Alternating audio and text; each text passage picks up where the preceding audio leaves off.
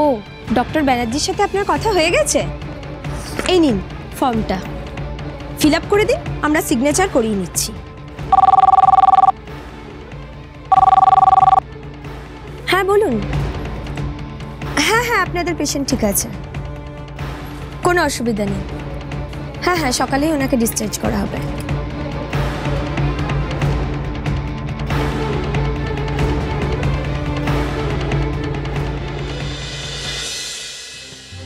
এসব কথা তুমি আমাকে আগে বলনি কেন? কি করে বলতাম মা, কি করে বলতাম?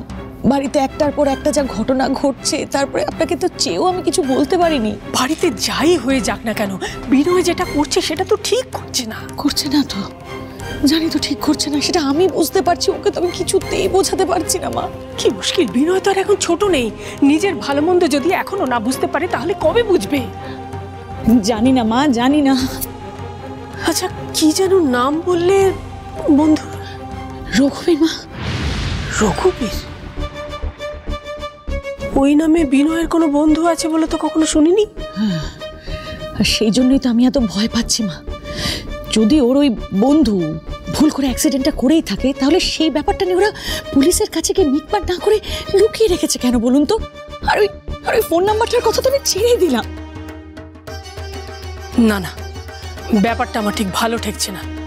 সময় থাকতে থাকতে বিনয়কে ওই খারাপ লোকগুলোর কাছ থেকে সরিয়ে আনতে হবে।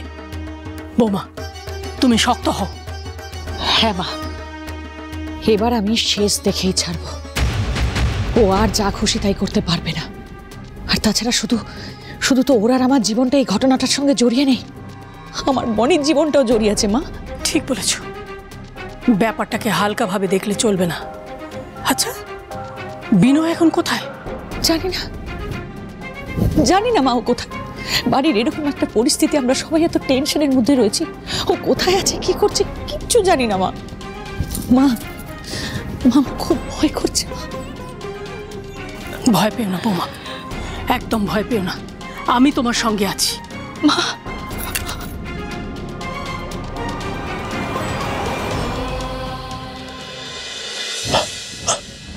আপনি যদি কিছু মনে না করেন একটা কথা বলবো। একটা না, 100টা বলুন। আপনি বোধহয় আপনার চালে একটা ভুল করে ফেলেছেন। হ্যাঁ, মানে ওই হাইওয়ের পাশে যে জমিটার কথা বলছেন, ওরকম কোনো জমি কিন্তু আমাদের নেই। ইনফ্যাক্ট মাধবপুরে কোনো জমিই আমাদের নেই। বিনয়বাবু কোন মাছ কি টোপ খায় সেটা আমাদের খুব ভালো করে জানা আছে। তার মানে সচরাচর আমি কোনো চালে ভুল করি না। আমি জানি আপনাদের ওখানে কোনো জমি নেই, তাহলে?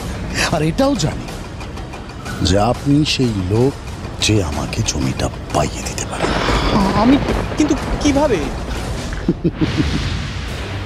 পেঁয়াজের খোলস কোনোদিনও ছাড়িয়েছেন বিনয়বাবু? এটা ঠিক পেঁয়াজের খোলস ছাড়ানোর মতো না, যত ছাড়াবেন তত গভীরে যাবেন। আমি আপনার কোনো কথাই বুঝতে পারছি না। আপনাদের ওখানে জমি নেই এটা আমি জানি, কিন্তু যাতায়াত তো আছে। আপনার ভাইপো তো ওখানেই বিয়ে হয়েছে। হ্যাঁ, কিন্তু এখানে আবার কিসের কিন্তু বিনয় বাবু? যান যান যান, খোঁজ নিয়ে দেখুন ওখানে কি আছে। কি হলো, আবার টেনশন করছেন?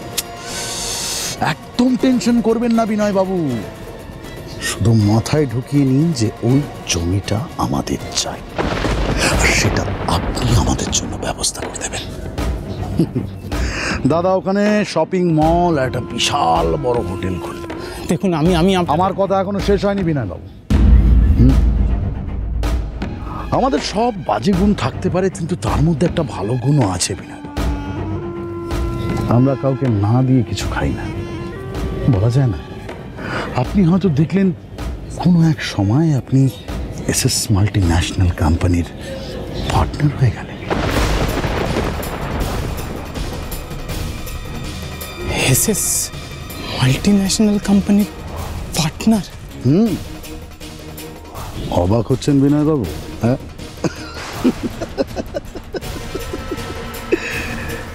রাঘব বোয়ালরা কখনো এত ছটপট করে না। হ্যাঁ,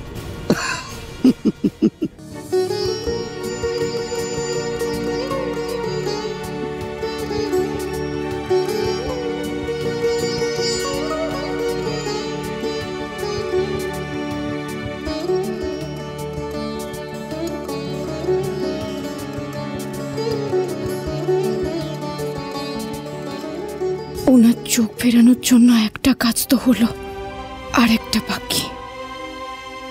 এরপর ডক্টর ব্যানার্জিরও আর কিছু বলার থাকবে না। আমি যা করছি সব তো নিয়ম মেনেই করছি। ওনার চোখ আমি ফেরাবই।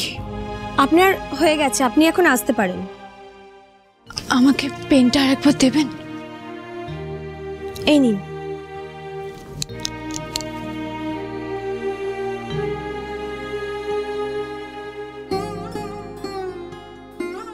দিদি, একটা অনুরোধ করব, রাখবেন?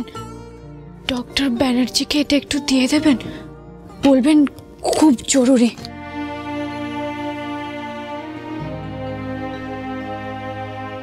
কি অদ্ভুত মানুষ, তাই না?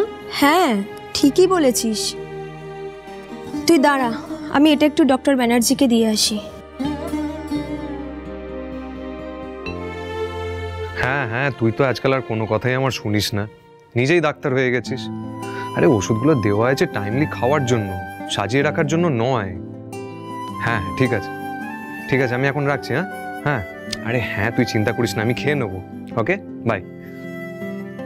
এটা একজন দিয়ে গেলেন, বললেন খুব জরুরি। এটা কে দিলেন?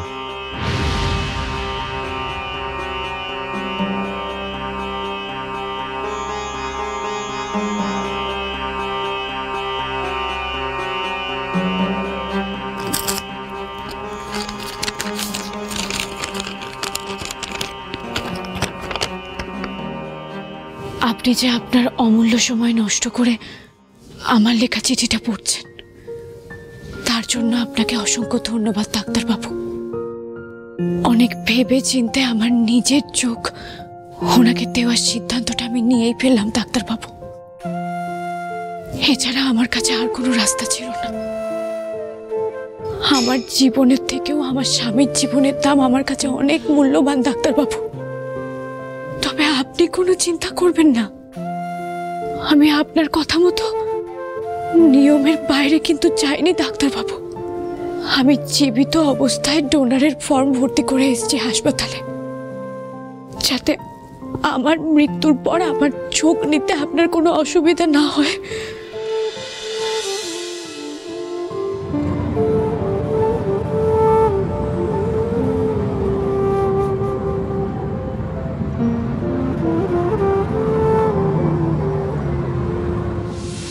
কারণ আমরা কোনো জীবিত মানুষের কাছ থেকে তার চোখ নিয়ে আই ট্রান্সপ্লান্ট করতে পারি না।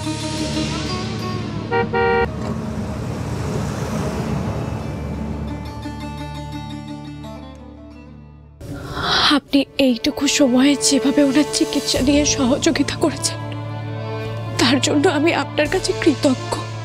আপনার কাছে আমার একটাই অনুরোধ, যার জন্য এই চিঠিটা আমি লিখছি, আপনি দয়া করে একটু দেখবেন, না হলে যে আমার সব চেষ্টা ব্যর্থ হয়ে যাবে ডাক্তারবাবু। আর আমার চোখ নিয়ে যে উনি দেখতে পাবেন, এটা যেন আমাদের বাড়ির লোকেরা কেউ কোনোদিনও জানতে না পারে। একজন মৃত্যু পথযাত্রী মানুষের এই ইচ্ছেটা আপনি রাখবেন, আমি আশা রাখবো। আমি শুধু চাই উনি আমার চোখ দিয়ে এই পৃথিবীটাকে আবার নতুন করে দেখুক। আমি ওনাকে খুব ভালোবাসি ডাক্তারবাবু, আর ভালোবাসার মানুষের জন্য প্রাণ দেওয়াটা তো ভাগ্যের ব্যাপার।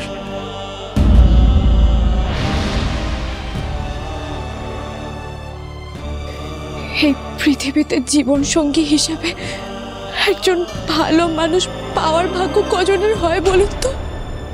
সেদিক থেকে তো আমি খুব ভাগ্যবতী। আর সেই কাছের মানুষটা যখন দিনের পর দিন কষ্ট সহ্য করে, যন্ত্রণা সহ্য করে, তখন তার জন্য কিছু না করে আমি কেমন করে থাকি বলুন তো? ভালোবাসা তো একতরফা হয় না ডাক্তারবাবু, শুধু উনিই ভালোবেসে যাবেন এটা কেমন করে হয়? তাই আমি জানি এই সিদ্ধান্ত নিয়ে আমি কোনো ভুল করিনি। আর আমার ভালোবাসা সত্যি করতে আপনার সাহায্যের খুব দরকার ডাক্তারবাবু। আপনি চিঠিটা পাওয়ার পর কিন্তু বেশি দেরি করবেন না ডাক্তারবাবু। আমার মৃত্যুর পর 6 ঘন্টা পেরিয়ে গেলে আমার চোখ দুটো তো আর কোনো কাজে লাগবে না। ইতি চারু।